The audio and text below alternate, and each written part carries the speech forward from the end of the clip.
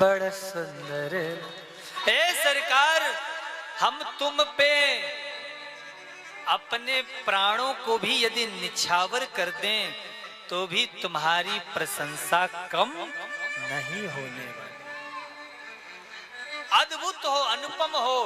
ब्रज के कवि कहते हैं, गोपाल आप ऐसे हो, यदि गोरे होते तो क्या करते मोहन, यदि गोरे होते तो क्या करते मोहन। क्यों?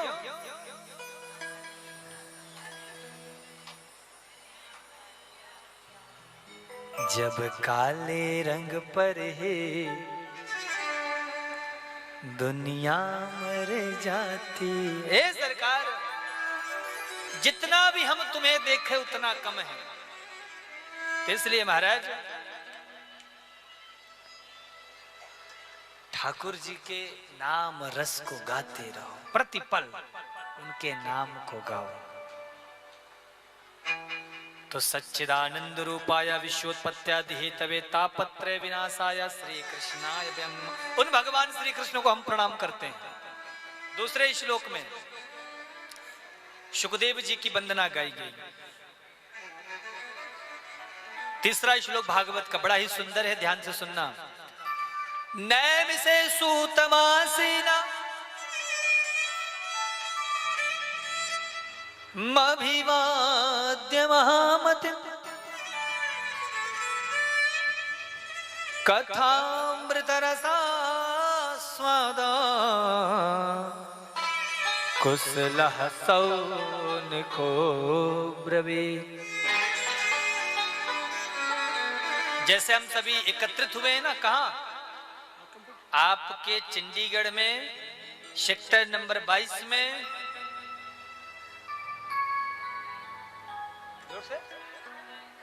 सत्यनारायण प्रांगण में इस भागवत भागीरथी में गोता लगाने के इस दिव्य महाराज पवित्र स्थली में। ऐसी हमारे भारतवर्ष में एक बड़ी सुंदर दिव्य भूमि है, नैमिषे सूतमासीन। क्या नाम है? नैमिषारण्य। गए हो आप लोग नैमिषारण्य? कौन कौन गए? हाथ ऊपर करके बताओ। बाकी लोग नहीं गए हैं? क्यों मैया, आप लोग नहीं गए? क्यों नहीं गए? बुलावा नहीं आया था क्या? चलिए इस बार हम ठाकुर जी को बोलेंगे तो आपको कोरियर करेंगे, मैसेज भेजेंगे कि आ जाओ। आओगे पक्का? जिनको जिनको आना हो हम आपको तारीख बताएं? मैया बताएं? 10 नवंबर से लेकर के 16 नवंबर तक अपनी भागवत होगी। कहां? नैमिषारण्य। जिनको जिनको नैमिषारण्य चलना हो, कथा में आनंद लेना हो, हमारे वैसे आपके चंडीगढ़ से बहुत सारे भक्त आ रहे हैं, आप भी उन सब भक्तों के बीच मिलजुल करके और आ सकते हो। आपका स्वागत है। 10 नवंबर से 16 नवंबर तक याद रख लेना डेट। कोई घर का कामकाज तो नहीं है? दुकानदारी छूट जाएगी ना 7 दिन? घर परिवार का मोह ममता छूट जाएगा 7 दिन? कई लोगों का होता है ना, कहते महाराज जी दुकान, कई लोग कहते महाराज जी फलाने रिश्तेदार के यहाँ जाना है, कई लोग कहते महाराज बच्चों का एग्जाम। तो अगर ये 7 दिन तक आप इन सब चीजों को संभाल सको तो आपका हृदय से अभिनंदन है, स्वागत है। आप प्रेम के साथ नैमिषारण्य पधारो। नैमिषारण्य की बड़ी महिमा है। तकरीबन 88,000 संत नित्य निवास करते और बड़े बड़े संत, सिद्ध कोटि के संत हैं। उन संतों के मध्य में युवा श्री सूत जी का आगमन हुआ। संतों ने बड़ा स्वागत किया और कहा महाराज कृष्ण प्राप्ति करम शाश्वत साधनम तद्वदाधुना, आप हमें कोई ऐसी कथा सुनाओ कि हमें कृष्ण की प्राप्ति हो जाए। किनकी प्राप्ति हो? कृष्ण की। संतों के पास जाओ तो यही प्रश्न करो, बाबा हमें ठाकुर जी कब मिलेंगे, हमें कन्हैया से कब मुलाकात होगी, कब मिलना जुलना होगा। ये जो जगह है ना, ये क्या है? इस जगह पे हम ठाकुर जी से मिल रहे हैं। क्या कर रहे हैं? जोर से बोलो, बोलो जय श्री कृष्णा। ठाकुर जी से मिल रहे हैं, ठाकुर जी का दर्शन हो रहा है। इसलिए कोई कथा सुनाओ जिससे कृष्ण की प्राप्ति हो जाए। तब सूत जी गदगद हो गए, बड़े बड़ा सुंदर प्रश्न कर लिया। आजकल के महाराज लोगों को देखो, केवल खेलने कूदने खाने पीने रोने हंसने गाने सोने में ही सारा समय निकाल दे रहे हैं। इस शरीर को यदि आप प्राप्त किए हो तो इस शरीर को पा करके तपस्या करो। जब तक आप इस शरीर से तप नहीं करोगे तब तक महाराज ये शरीर आप यदि मनुष्य का पाए हो तो ये व्यर्थ का, बेकार का। इसलिए इस शरीर से तपस्या करो। और ये भागवत जो भी कहती है सच कहती है। ये भागवत क्या है? आईना है। क्या है? कई लोग आईना समझो ना, दर्पण, शीशा। शीशा हमेशा सच बोलता है, झूठ नहीं बोलता है। इसी प्रकार से ये भागवत भी सच बोलती है, सच कहती है। एक डोकरी, एक बुढ़िया मैया मेला गई घूमने। मेला गई, मेला बड़ा सुंदर सजा था। अचानक वो मैया एक शीशे की दुकान में पहुंची और कहा, भैया एक बढ़िया सा शीशा निकाल के, कांच निकाल के दिखाओ। मैया को उसने निकाल के, देख ये पूरे 5 रुपए का दर्पण है। मैया ने कहा अच्छा ला दिखा। वो मैया ने शीशा लिया, कभी ऐसे देखे कभी ऐसे देखे। फिर थोड़ी देर बाद के, जमा नहीं, कोई दूसरा कोई बढ़िया दिखाओ। ले मैया ये इससे महंगा वाला, इसको देख। उसको भी महाराज एक बार इधर उधर से देखा, फिर कहा ये भी अच्छा नहीं लग रहा है, कुछ और अच्छा। ले मैया इसको देख।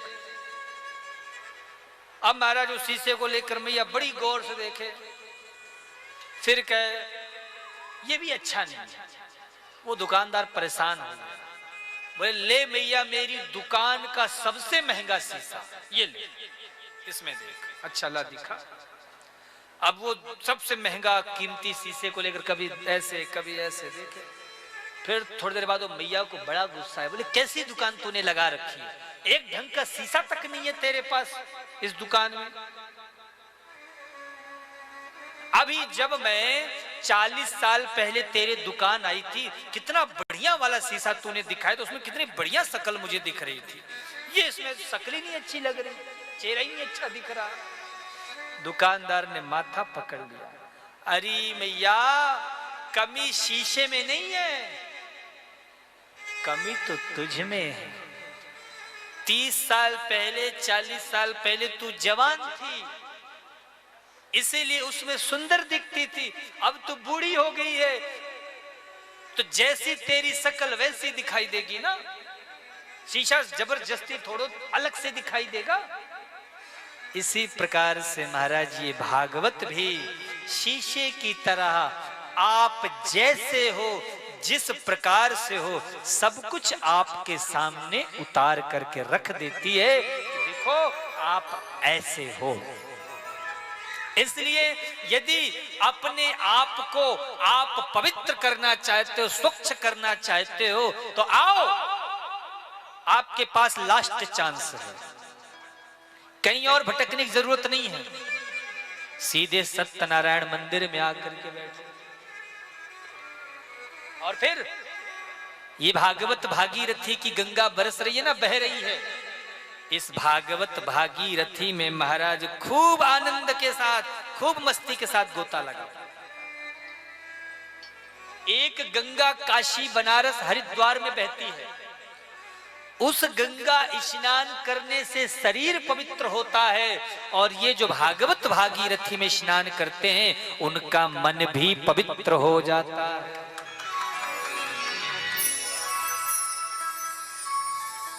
वो महाराज गंदे तन को साफ करती है और ये महाराज गंदे मन को साफ करती है।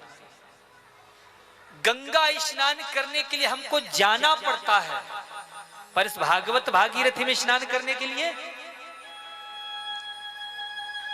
ये भागवत भागीरथी के स्नान करने के लिए आप गए हो कि भागवत भागीरथी आपको स्नान कराने के लिए चल के आई है?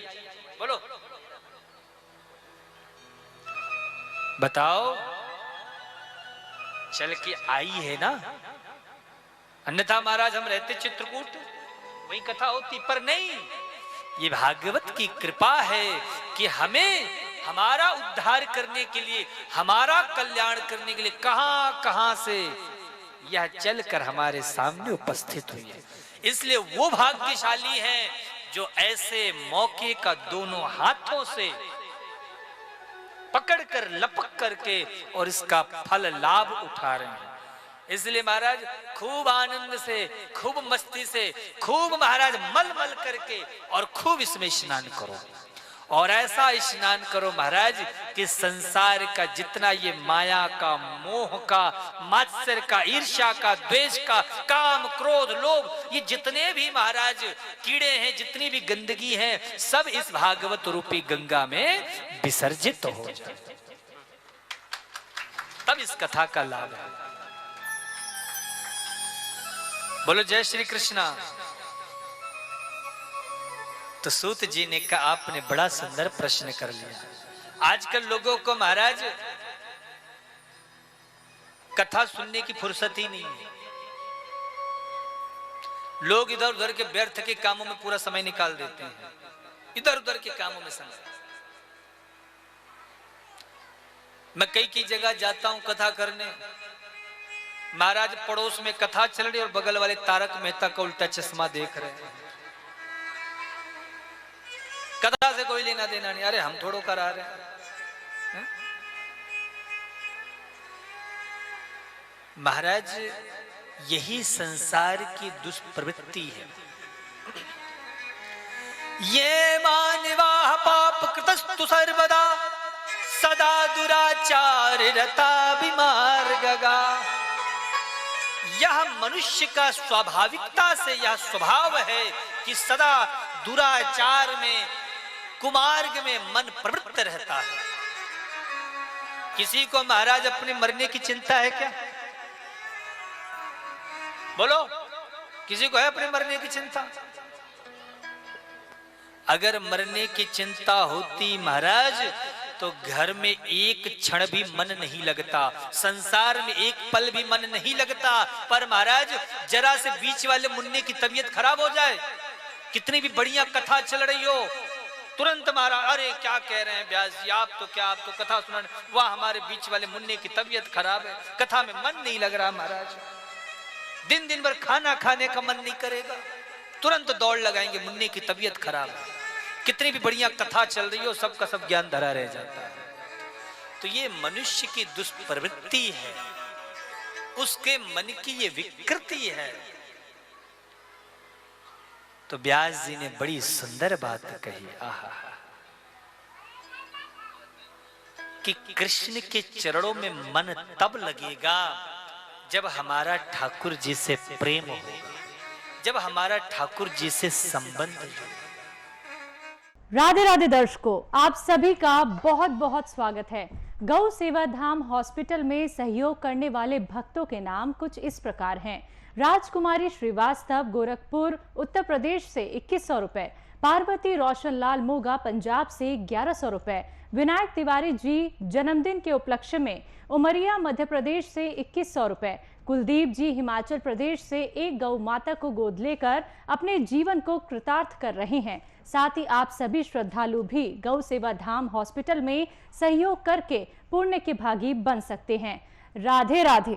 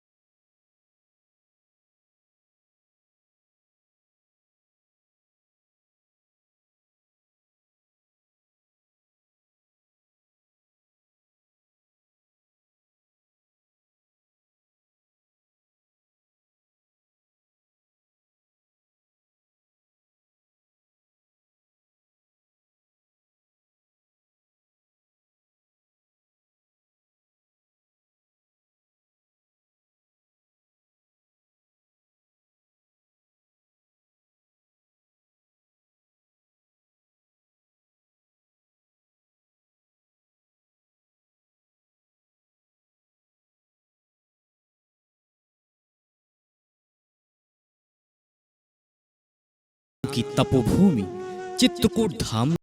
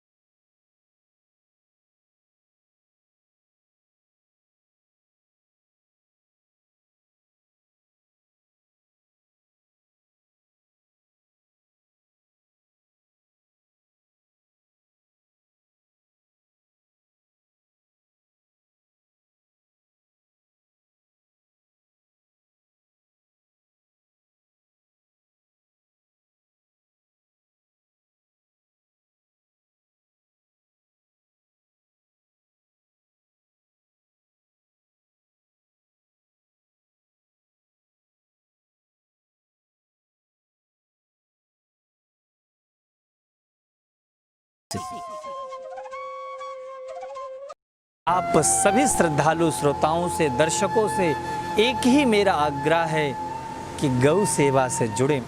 जिस घर में गौ सेवा होती है, निश्चित आप सत्य मानो देवता पितर सब उन पर कृपा करते हैं और वह घर हमेशा प्रसन्न रहता है। जो प्रकृति से भी कुछ नहीं लेती, आज हर मनुष्य उस गाय के साथ खिलवाड़ कर रहा है। इसलिए मेरे सभी दर्शकों से ये प्रार्थना है कि गौ सेवा अवश्य करें। मेरा एक छोटा सा मात्र एक यही प्रयास है कि एक भी गाय की मृत्यु एक्सीडेंट से, बीमारी से ना हो। आज गौ माताएं दर दर भटक रही हैं। आप किसी भी जगह चले जाओ, कोई ना कोई रास्ते में आपको गाय मिल जाएगी। जो भटक रही है, छोड़ देते हैं लोग। आप लोग देख रहे होंगे टीवी स्क्रीन पर, यह दिव्य गौ सेवा धाम अस्पताल बनने के लिए सज्ज है, परंतु धन के बिना इतना बड़ा लक्ष्य प्राप्त करना संभव नहीं है। इसलिए आप सभी लोग जिसकी जैसी शक्ति हो, श्रद्धा हो, समर्पण हो, उस भाव से जुड़ते हुए, सहयोग करते हुए अपने पूर्वजों के नाम से, परिवार के बच्चों के नाम से जो भी आप बनवाना चाहें, यह गौ सेवा धाम हॉस्पिटल आपके दान की अपेक्षा करते हुए प्रयास कर रहा है कि आप लोग आएं, आगे बढ़ें और इस गौ सेवा धाम हॉस्पिटल में सहयोग करें। यह चित्रकूट की पावन धरा में निर्मित हो रहा है, इसलिए हम सबको आगे बढ़ कर के और सहयोग करना चाहिए।